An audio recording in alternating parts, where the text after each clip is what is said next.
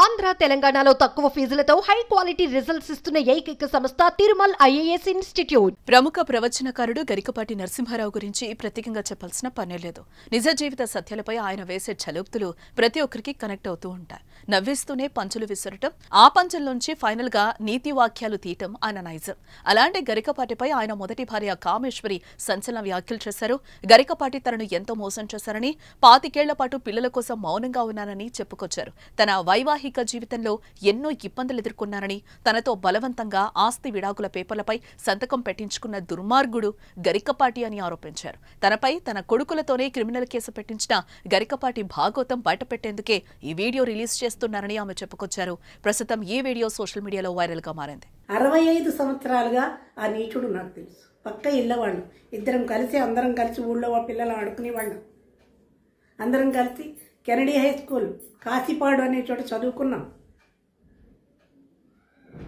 జీవితం మొత్తం వాళ్ళమ్మ వీడిని ఎత్తుకోవడం నాకు తెలుసు. చిన్నప్పటి నుంచి 18 పురాణాలు చదివినటువంటి పరాయి స్త్రీ తల్లితో సమానం అన్నటువంటి ఈ నీచుడు, ఈ దుర్మార్గుడు తల్లి వరసనే కూని చేశాడు. వృత్తి వేరు, ప్రవృత్తి వేరు. పాండిత్యాన్ని సంపాదించాడు, వాక్కులో సరస్వతిని పలికించాడు. కానీ నీచమైనటువంటి ప్రవృత్తితోటి దగా చేశాడు. జీవితం మొత్తం కోల్పోయిన నేను నోరు మూసుకుని ఎందుకున్నాను, పిల్లల కోసం ఆగాను. తర్వాత అర్థమైంది. తన భవిష్యత్తుకు నేను అడ్డొస్తున్నానని వెళ్ళిపో అన్నాడు. హింస పెట్టాడు. హింస అవి చెప్పే హింసలు కాదు. నేను అవన్నీ చెప్పదలుచుకోలేదు. పడి చివరికి ఆలోచించాను. ఇక్కడ నా ప్రమేయం ఏమీ లేదు. 10 సంవత్సరాలు 12 సంవత్సరాలు పిల్లలిద్దరికి, గురుజాడకి 10 ఏళ్ళు, శ్రీశ్రీకి 12 ఏళ్ళు. రేపుని చంపుకొని బయటకు వచ్చా. నేను ఏ తప్పు చేయలేదు. నేను శ్రీరాముణ్ణి, తప్పు చేయలేదు. కొంచెం కోపం వచ్చిన ఊరుకు. తర్వాత ఏమన్నాడు, నీకు అన్యాయం జరిగితే, నీకు అవమానం జరిగితే రా బయటకు వచ్చి చెప్పు. నీ అవమానం చెప్పకపోతే ఎలా తెలుస్తుంది? సమాజాన్ని ఓ తట్టి లేపుతున్నాడు. అప్పుడు నాకు అనిపించింది, నాకు అన్యాయం జరిగింది కదా. సుగ్రీవుడు తమ్ముడు వాలి అన్నగారు. సుగ్రీవుడు భార్యని వాలి తీసుకెళ్ళిపోయినా పర్వాలేదు, మరదలవుతుంది కాబట్టి. కానీ సుగ్రీవుడు వారి భార్యతోటి సంబంధం అక్రమంగా పెట్టుకోవడం, ఆయనని తీసుకెళ్ళిపోవడం ఎంతవరకు ధర్మం, ఎంతవరకు న్యాయం? అది వైరల్ అయి తిరుగుతోంది అటు ఇటు. అర్థమైన వాళ్ళకి అర్థమైంది, లేని వాళ్ళకి లేదు. నా మీద క్రిమినల్ కేసు పెట్టి పోలీస్ స్టేషన్లో ఆగాడు.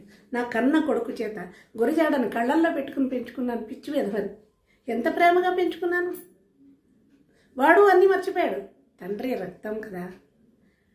వాడు ఈ వయసు ఎప్పుడైతే నా మీద కేసు పెట్టాడో అదే వయసులో నాన్ను దగా చేశాడు వాళ్ళ నాన్న. అదే స్థితిలోకి కొడుకుని లాక్కొచ్చాడు ఆ తండ్రి.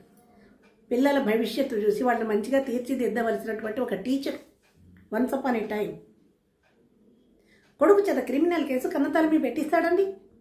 వీడియోలు తీసేయాలి, నా పరువు పోతుంది అంటే అదే మాటని ఆ కొడుకుని నా దగ్గరికి పంపించి వీడియో తీసేయమనరా, పరువు తీయొద్దనరా అని ఉంటే కొడుకు మీద ప్రేమతోటో తీసేద్దును కదా, నోరు మూసుకుని ఉందని కదా.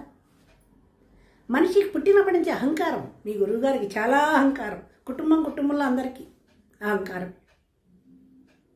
పొగరుతోటి క్రిమినల్ కేసా, నీతో పోతున్నాను రా అంటే క్రిమినల్ కేసు పెట్టాడు. అప్పుడు విడాకులు పెట్టించి, పెళ్ళే లేదు, విడాకులు.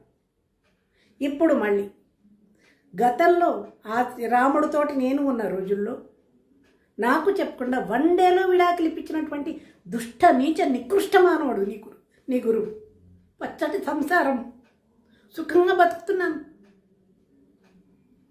నలుగురు అన్నదమ్ములు, వీళ్ళ పెద్దన్నయ్య, వీళ్ళ మామయ్య, కట్టుకున్న భర్త గరికపాటి వెంకటేశ్వరుడు నా భర్త పేరు. అందమైన వాడు, అందమైన జీవితం, సుఖంగా బతుకుతున్నాం. వీడు ఎందుకు వచ్చినట్లు నా జీవితంలోకి?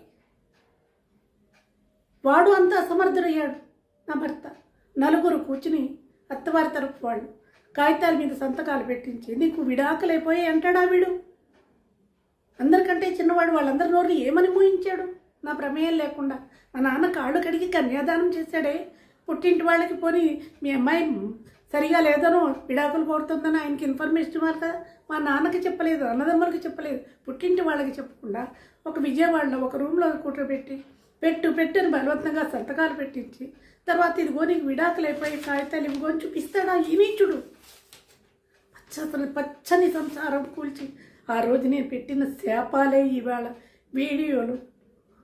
వారం రోజులుగా వీడిని ఉతికి ఆరేస్తున్నారు. వీడి దరిద్రాన్ని బయటకు లాగారు. విత్తనం నాటినాడే మొక్క వచ్చి ఫలాలు పుష్పాలు రావు. 40 సంవత్సరాల క్రితం చేసినటువంటి ద్రోహం ఇవాళ ఈ అహంకారాన్ని దెబ్బ కొడుతుంది. అప్పుడు విడాకులు ఇప్పించాడు. విడాకులు కాగితాలు నాకేమి ఇవ్వలేదు.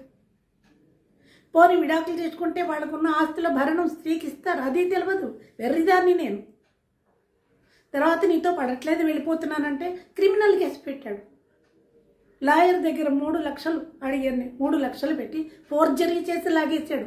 ఈ నీచ నికృష్ట నీ గురువు.